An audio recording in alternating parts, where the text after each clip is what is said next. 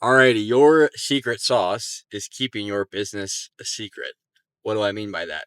Well, I've worked with over 65 businesses over the past couple of years doing marketing and video work for them. And a conversation that has come up a couple of times is that business owners don't want to give away too much information in their marketing in regards to their processes or their secret sauce. And I distinctly remember the first time I heard this. I was doing video marketing work for a guy who does custom work on vehicles, cars, boats, things along those lines. And I told him, I said, we should get some videos of you explaining what you're doing in your process and how you're implementing this system into this vehicle. And I remember he said, no, we can't do that because then customers are just going to watch this and do it themselves and not use me. It's really interesting because when you look at it from the lens of your own business, I could see how you could think that. Even sometimes with myself, I'm like, I don't want to give away too much of my process. But then I remember that we're in an age that people don't pay for information, they pay for implementation. Information's everywhere. You can get information on any subject anywhere. But who are you getting that information from? And who are you creating an image in your mind that this person knows what they're talking about and this person is the authority on this subject?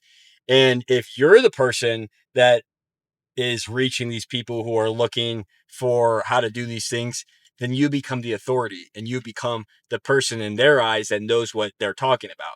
And so you should not be withholding information about your process and about how you can help your customers. You should be explaining all of it so that when people come to you, they're pre-sold. They already know you. They already know why they want to go with you. They just gotta put in their credit card information. You know what I mean? And every piece of information that you withhold and you don't talk about in your marketing process is a question that you have to answer in your sales process and is something that is a little bit unsure for the customer and they don't know why they should choose you. Whereas if all that information's out there and in your marketing, they're pre-sold, like I said. Here's the thing, too. The people that are going to be spearheaded and try it themselves are going to try it themselves regardless if you put out your video or not.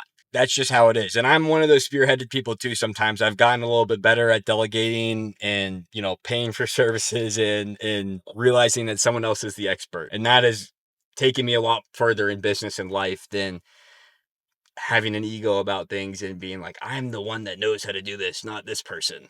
And here's the other piece of this equation. When you start putting out more information about what you do and your services and what you know, is people are going to start to see that it's not that easy to do what you do.